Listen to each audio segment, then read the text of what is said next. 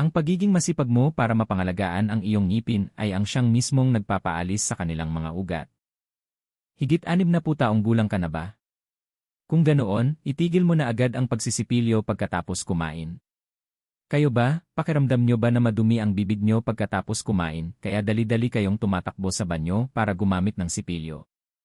Ngayon, bilang isang doktor, isinusumpa ko sa inyo, mangyaring, ibaba nyo na ang sipilyo nyo. Sa ngayon, hindi nyo pinoprotektahan ang inyong ngipin. Ito ay parang kinikiskis nyo ang isang mamahaling porselana gamit ang isang bakal na panlinis. Hindi ko maiwasang ibahagi ang kwento ni Mang Ben, 74, na bumisita sa aking klinika kamakailan lang. Isa siyang pambihirang tao. Dati siyang sundalo at namuhay ng may disiplina sa buong buhay niya. Siya ang taong sumunod sa tanyag na 333 na panuntunan sa loob ng mahigit 50 taon ng walang palya, 3 beses kumain sa isang araw, 3 minuto ang sipilyo, at 3 minuto pagkatapos kumain. Ipinagmamalaki niya na wala siyang cavities. Ngunit isang araw, nagsimula siyang makaramdam ng pananakit ng ngipin sa tuwing umiinom siya ng malamig na tubig. Nang maglaon, lumala ang sakit at nagulat siya sa tuwing nahahanginan ang kanyang ngipin, kaya't dumiretso siya sa akin. Nang tignan ko ang kanyang bibig, literal akong napipi. Malinis tingnan sa labas, ngunit nang masuri ko ng mabuti, kahila-hilakbot ang kalagayan ng kanyang ngipin. Ang hangganan sa pagitan ng ngipin at gilagid ay malalim na uka, na parang sinira ng palakol ng isang mangangahoy.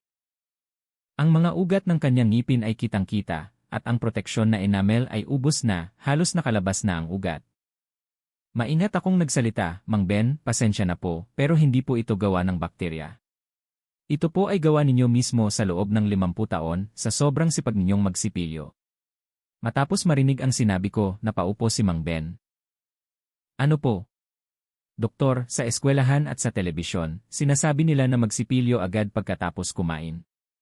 Imposible naman po na ang nakasanayan ko sa buong buhay ko ang siyang sumira sa ngipin ko. Namula ang kanyang mga mata dahil sa pagkadismaya. Kayo ba? Ginagawa niyo rin ba ang parehong pagkakamali ni Mang Ben?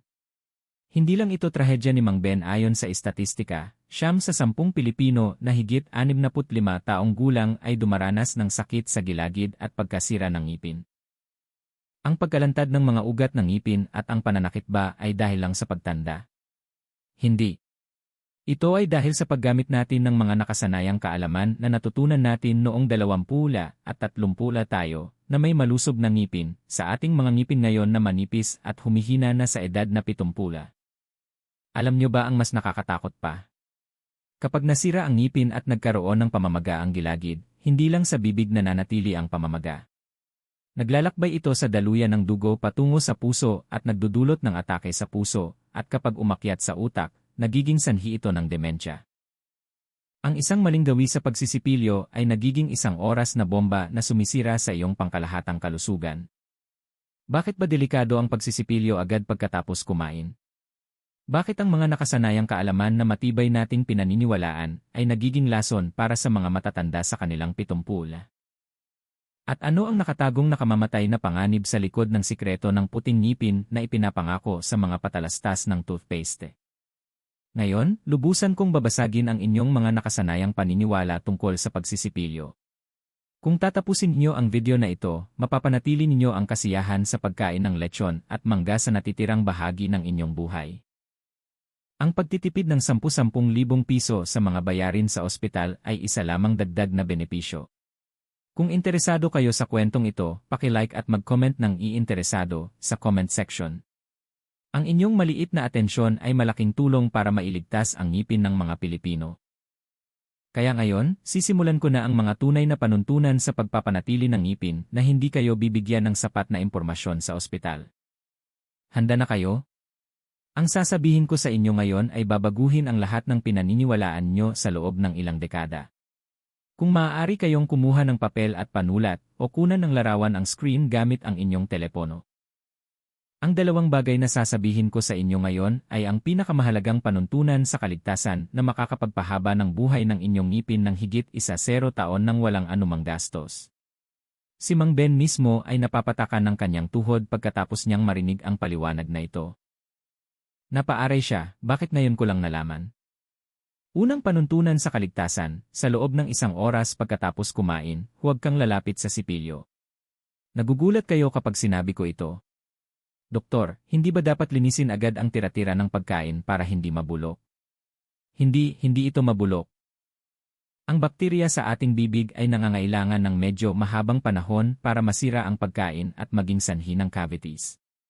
Ngunit ang pagkasira ng inyong ngipin pagkatapos kumain ay mabilis lang. Hayaan niyo akong ipaliwanag ang dahilan. Ano ang common denominator ng mga pagkain Pilipino na kinakain natin araw-araw, tulad ng sinigang, adobo, at mga panghimagas tulad ng dalandan, mansanas, at kape? Ito ay acidic. Kapag ang acidic na pagkain ay pumasok sa bibig, ang matigas na armor na bumabalot sa ibabaw ng ngipin, ang enamel, ay pansamantalang lumalambot. Bigyan ko kayo ng isang simpleng paghahambing. Isipin niyo na lumambot ang inyong balat sa loob ng 30 minuto sa mainit na tubig sa paliguan. Ano ang mangyayari sa balat ninyo? Namamaga ito, at kung bahagya lang itong kiskisin ng daliri, lumalabas ang libag na parang noodles. Ang kalagayan ng inyong ngipin pagkatapos kumain ay eksaktong katulad ng balat na lumambot sa paliguan. Ang pagsisipilyo sa oras na ito ay katulad ng pagkiskis ng lumambot na balat gamit ang isang scrub. Magbabalat at magdudugo ang inyong balat. Pareho rin sa inyong ngipin. Kung ang ibabaw nito ay lumambot dahil sa acidic na pagkain, at kinikiskis nyo ito gamit ang matigas na sipilyo, ang panlabas na bahagi ng ngipin ay masisira. Ito ay tinatawag na dental erosion sa medisina. Ito mismo ang kaso ni Mang Ben dahil sa paniniwala niya na mabuti sa katawan ang suka at sa obsesyon niya na magsipilyo sa loob ng 3 minuto pagkatapos kumain, wala nang laban ang kanyang ngipin. Kaya ano ang dapat gawin? Pagkatapos kumain, magmumuglang ng tubig. Hugasan ang anumang natirang acidic na sangkap sa bibig gamit ang tubig. At maghintay lang ng 1 oras. Ang ating katawan ay kamangha-mangha. Ang laway ay lumalabas para i-neutralize ang asido sa bibig at patigasin muli ang lumambot na ibabaw ng ngipin. Ang pagsisipilyo ay dapat gawin pagkatapos ng 1 oras, kapag matigas na muli ang ngipin. Kung susundin lang ninyo ito, 70% ng pagkasira ng ngipin ay maiiwasan.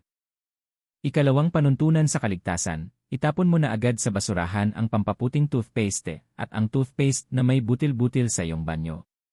Maraming matatanda ang gumagamit ng pampaputing toothpaste dahil hindi nila gusto ang dilaw na kulay ng kanilang ngipin habang tumatanda. Ang punto ay, ang pampaputing toothpaste na ginagamit pagkatapos ng edad 60 ay parang liha na gumigiling sa ngipin. Bakit? Ang toothpaste ay naglalaman ng mga abrasive, na mga pulbos na bato, para linisin ang mga tira-tira sa ibabaw ng ngipin. Ang mga pampaputing toothpaste ay may napakatigas at magaspang na butil ng abrasive.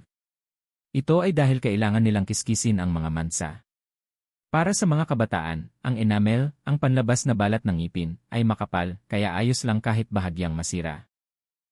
Ngunit kapag lumampas ka na sa 6 na pula, ang enamel na ito ay napakapayat na dahil sa paglipas ng panahon. Para itong nakasuot lang ng manipis na damit. Ano ang mangyayari kung gagamitan ito ng pampaputing toothpaste na parang liha? Ang manipis na enamel ay tuluyan ng mawawala. Pagkatapos, ang dentin na nasa ilalim nito ay malalantad. Ang dentin ay konektado sa ugat ng ngipin, kaya ito ay sensitibo at may natural na kulay na dilaw. Dito nangyayari ang isang nakakalokong kabalintunaan. Gusto ng mga matatanda na maging puti ang kanilang ngipin, kaya gumamit sila ng pampaputing toothpaste. Ngunit dahil ang pampaputing toothpaste ay kinakayod ang panlabas na bahagi, ang panloob na dilaw na dentin ang nalalantad na nagpapamukha ng ngipin na mas dilaw. Lalo silang nagsisipilyo, lalo itong nagiging dilaw at masakit. Si Mang Ben ay naghangad din ng puting ngipin, ngunit ang natamo niya ay dilaw na ugat ng ngipin at matinding pananakit. Kaya mangyaring, kapag bumibili kayo ng toothpaste sa botika o supermarket, huwag kayong magpadala sa mga salitang tulad ng whitening, pemputi, o powerful cleaning. Sa halip, pumili kayo ng malambot na toothpaste na may kaunting abrasive, tulad ng toothpaste para sa sensitibong ngipin o para sa pangangalaga ng gilagid. Kung makikita nyo sa listahan ng sangkap na ang mga abrasive tulad ng calcium carbonate o silicon dioxide ay nasa unahan, mas mainam na iwasan ito. Tandaan, ang ngipin ng matatanda ay hindi isang kaldero na kailangan ng matinding paglilinis, kundi isang manipis na baso na kailangan ng maingat na paghawak. Kung susundin niyo lang ang dalawang ito, hindi na masisira ang inyong ngipin. Ngunit hindi pa dito nagtatapos.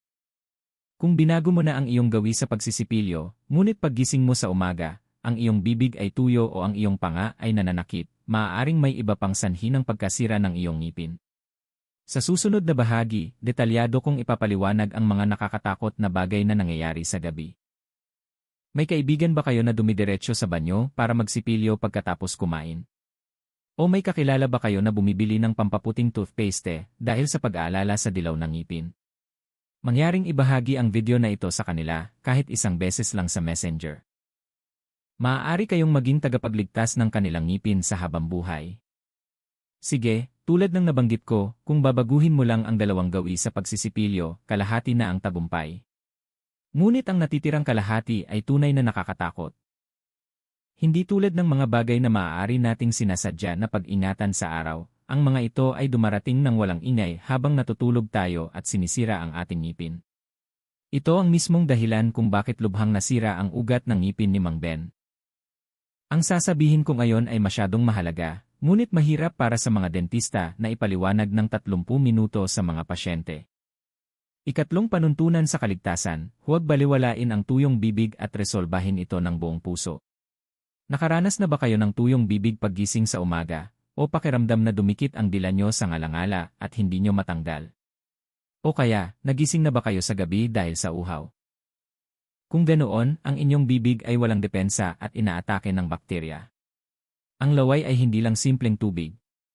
Ito ang pinakamahusay na natural na pananggalang para sa ating ngipin. Ang laway ay naglalaman ng mga mineral tulad ng calcium at phosphorus na nagpapatigas muli sa ibabaw ng ngipin na nalusaw ng acidic na pagkain sa araw. Ito ay tinatawag na remineralization. Sa madaling salita, ang laway ay isang natural na semento at coating para sa ngipin. Ngunit habang tumatanda, humihina ang function ng salivary gland, kaya hindi na gaanong gumagawa ng laway. Dagdag pa rito, ang mga gamot na iniinom ng mga matatanda ay nagiging problema. Ang mga gamot para sa high blood pressure, prostatic hyperplasia, pampatulog, antidepressant, at gamot sa rhinitis ay may pangunahing epekto na dry mouth. Pinapatuyo nito ang laway. Si Mang Ben ay umiinom din ng pampatulog dahil sa insomnia at humihilik habang natutulog na nagbubukas ng kanyang bibig. Sa magdamag, ang kanyang bibig ay nagiging tuyo na parang disyerto, at dahil nawala ang natural na pananggalang na laway, kinain ng bakterya ang ugat ng kanyang ngipin sa buong magdamag. Ang ugali ng pagtulog na nakabukas ang bibig at ang pagkatuyo ng bibig dahil sa gamot, ito ang tunay na salarin kung bakit nagkakaroon ng cavities at lumulubog ang gilagid kahit na masipag kang magsipilyo. Kaya mula ngayon, uminom ka ng tubig ng madalas. Bago matulog, siguraduhin na buksan ang humidifier sa tabi ng kama para dagdagan ang humidity. Kung nakabukas pa rin ang bibig mo, maaari kang bumili ng mouth tape sa botika at idikit ito bago matulog. Tandaan, kung natutuyo ang laway, namamatay din ang ngipin. Ika-4 na panuntunan sa kaligtasan, sugpuin ang nakakatakot na puwersa na nagpuputol ng iyong ngipin sa magdamag, ang pagngingipit at pagnangalit ng ngipin. Tingnan mo ang salamin. Kung ang hangganan sa pagitan ng ngipin at gilagid ay may uka na matalim na parang pinutol ng lagari sa hugis o kung ito ay bilog na hugis na parang kiniskis ng sipilyo.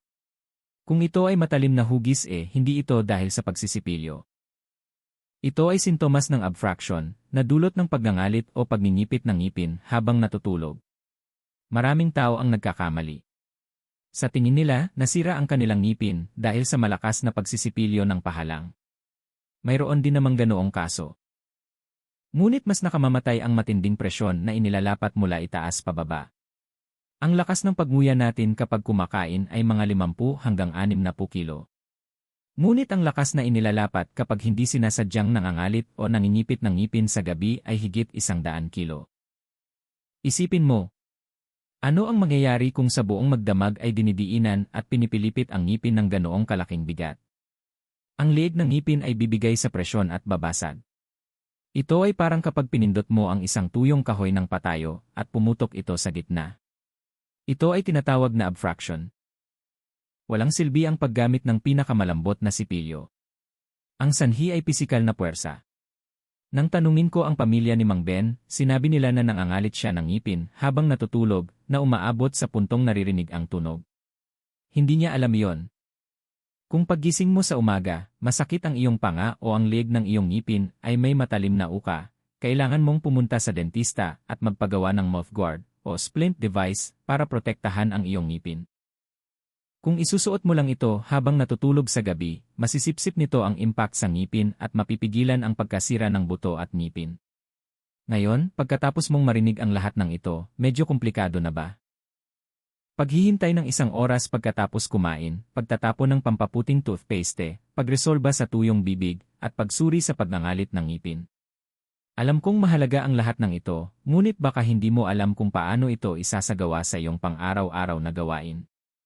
Huwag kang mag-alala. Sa susunod na bahagi, ibibigay ko sa iyo ang iMiracle Daily Routine Chart na binuo ko para kay Mang Ben. Kailangan mo lang sundin ang pagkakasunod-sunod na ito mula sa paggising hanggang sa pagtulog. Ipaliwanag ko ito ng simple at malinaw. Kung nakita mong kapaki-pakinabang ang nilalaman ngayon, paki-subscribe at i-click ang notification button. Ang isang click mo sa subscription ay malaking tulong sa akin para makagawa ng mas kapaki-pakinabang na impormasyon sa kalusugan. Ngayon, oras na para sa praktikal na aplikasyon. Iba ang pag-alam sa isip kaysa sa paggawa sa katawan. Kung nalilito ka kung saan magsisimula dahil sa dami ng impormasyon na nabanggit, sundin mo lang ang daily routine ni Mang Ben na sasabihin ko ngayon. Sinunod ni Mang Ben ang schedule na ito sa loob ng 6 na buwan at ngayon ay ganap ng malaya sa sakit ng ngipin. Ito ay isang napakasimple at malinaw na 3-step rule. Ang unang morning routine ay pag-inom ng tubig at paghihintay. Pagkagising mo sa umaga, huwag kang dumiretso sa banyo, kundi pumunta sa kusina. At dahan-dahang uminom ng 1 basong maligamgam na tubig.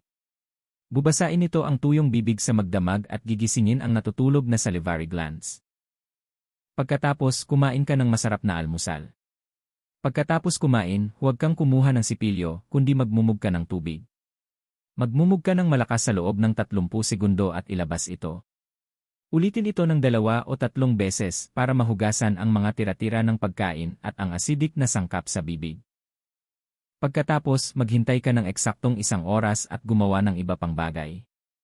Maaari kang magbasa ng dyaryo o manood ng AC. Ang pagsisipilyo ay dapat gawin pagkatapos ng eksaktong 1 oras, gamit ang isang malambot na sipilyo at dahan-dahan. Ang ikalawang lunch routine ay kompromiso. Maraming tao ang walang oras para maghintay ng 1 oras pagkatapos kumain ng tanghalian bago magsipilyo. Maaaring nasa labas sila o may meeting kasama ang mga kaibigan. Sa ganitong kaso, laktawan mo na lang ang pagsisipilyo. Nagulat ka ba? Mas mainam na huwag magsipilyo kaysa sa magsipilyo ng mabilis pagkatapos kumain para maiwasan ang pagkasira ng ngipin. Sa halip, magmumog ka ng maigi gamit ang tubig. At mumunguya ka ng 1 piraso ng xylitol gum.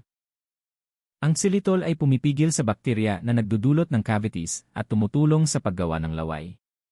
Sa tanghalian, sapat na ang ganitong pangangalaga. Ang ikatlong dinner routine ay concentrated attack. Ang pinakamahalagang oras ng pagsisipilyo sa isang araw ay bago matulog. Sa oras na ito, kailangan mong bugulin ang oras at magsipilyo ng maigi.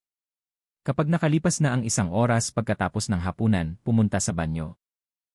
Kumuha ng ordinaryong toothpaste na walang pampaputi o toothpaste para sa sensitibong ngipin, kasing laki ng gisantes. Alisin ang lahat ng puwersa at ipasok ng bahagya ang sipilyo sa pagitan ng ngipin at gilagid, pagkatapos ay sipilyuhin na parang nag-vibrate.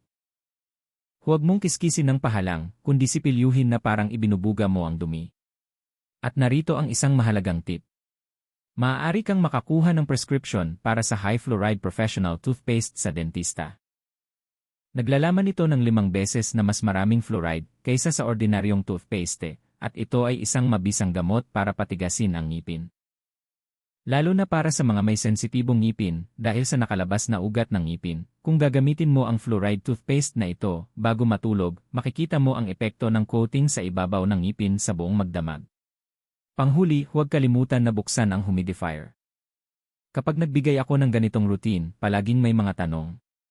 Pipiliin ko lang ang 3 tanong na pinaka-interesado sa mga matatanda at sasagutin ko ito ng malinaw. Tanong 1, Doktor, kahit isang oras ko lang iwan ang mga tira-tira ng pagkain, pakiramdam ko ay madumi pa rin, ayos lang ba talaga? Opo, ayos lang talaga. Maraming tao ang nag-isip na kung hindi ka magsipilyo agad pagkatapos kumain, mabubulok ang pagkain sa bibig. Ngunit kailangan ng hindi bababa sa 24 oras para mabulok ang pagkain at makagawa ng asido na nagdudulot ng cavities. Hindi ka magkakaroon ng cavities ng biglaan sa pagkaantala ng pagsisipilyo ng isang oras. Sa katunayan, mas malaki ang benepisyo kung maghihintay ka ng isang oras para tumigas muli ang ibabaw ng ngipin bago ka magsipilyo. Mas dapat mong alalahanin ang pagkasira ng iyong ngipin kaysa sa cavities. Tanong 2, dati, sinasabi na mabuti ang pagsisipilyo gamit ang asin. Maaari ko bang gamitin ang magaspang na asin? Hinding-hindi. Napakadelikado nito. Dati, gumagamit ng asin dahil walang toothpaste, ngunit ngayon ay marami ng magandang toothpaste. Kung titingnan sa mikroskopyo, ang mga butil ng magaspang na asin ay parang matatalim na piraso ng salamin. Kung ikikiskis mo ito sa gilagid, magdudugo ang gilagid at papasok ang bakterya. Dagdag pa, kinakayod ng magaspang na butil ng asin ang ibabaw ng ngipin. Ang pagmumog ng tubig alat ay nakakatulong sa pagpapagaling ng pamamaga, ngunit ang direktang pagkiskis ng butil ng asin ay parang paghihiwa-hiwa sa iyong gilagid.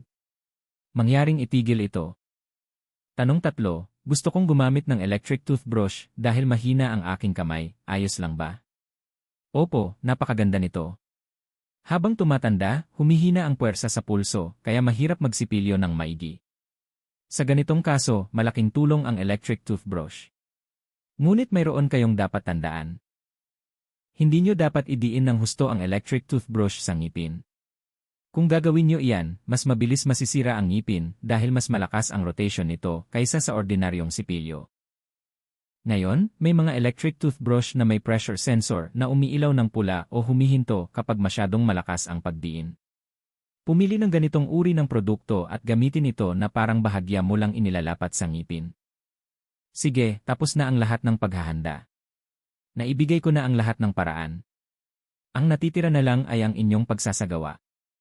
Mula ngayon, ititigil nyo na ba ang ugali ng pagmamadaling magsipilyo pagkatapos kumain at magkakaroon ng oras para uminom ng isang basong tubig? Kung napanood mo ang video na ito at nagpasya kang bawiin ang kalusugan ng iyong ngipin tulad ni Mang Ben, mag-iwan ka lang ng 2 salita sa comment section, gawin o simula. Maaari mo ring ilagay ang numerong 1. Hihikayatin ko kayo sa comment section para hindi matapos ang inyong maliit na desisyon sa loob ng 3 araw. Sana ay magtulungan tayo sa comment section para makagawa ng malusog na ugali. Pagkatapos, ibubuod ko ang lahat ng nilalaman na ito sa isang pagkakataon at tatapusin ko ito sa isang kwento ng pag-asa. Ngayon, oras na para sabihin ang wakas ng kwento ni Mang Ben pagkatapos niyang simulan ang 1-hour rule at ang malambot na gawi sa pagsisipilyo na itinuro ko sa kanya, eksaktong 6 na buwan pagkatapos. Muli siyang kumatok sa pinto ng aking klinika.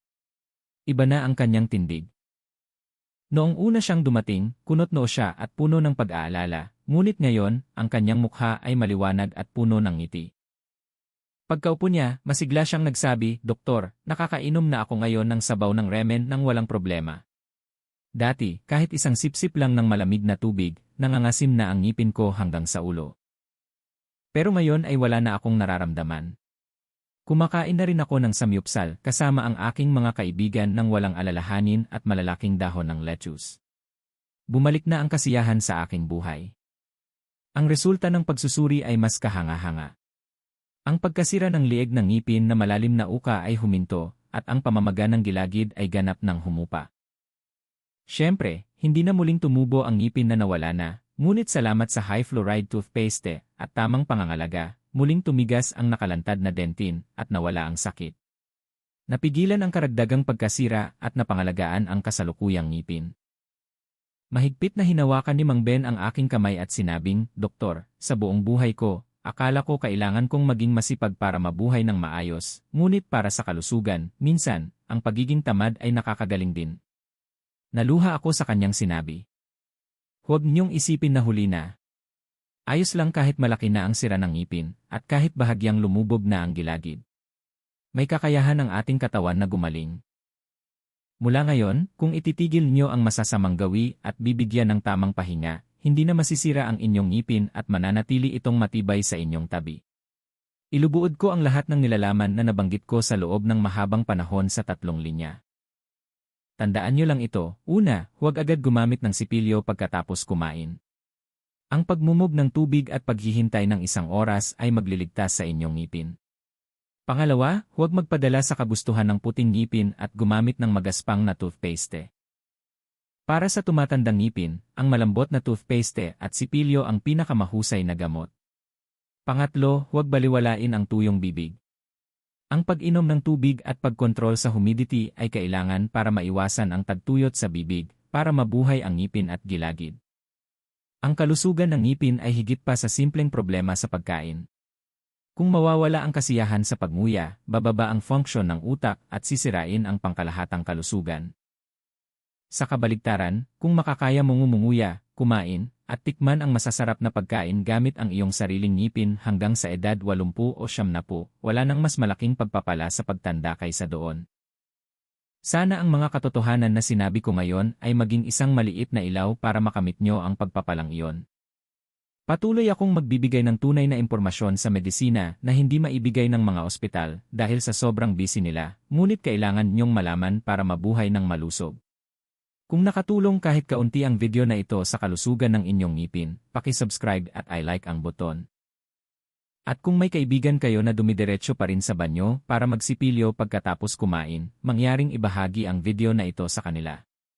Ang isang pagbabahagi nyo ay makakapagligtas ng mahalagang ngipin ng isang tao. Sana ay maging malusog ang inyong ngipin at mumiti ng masigla sa bawat araw. Salamat!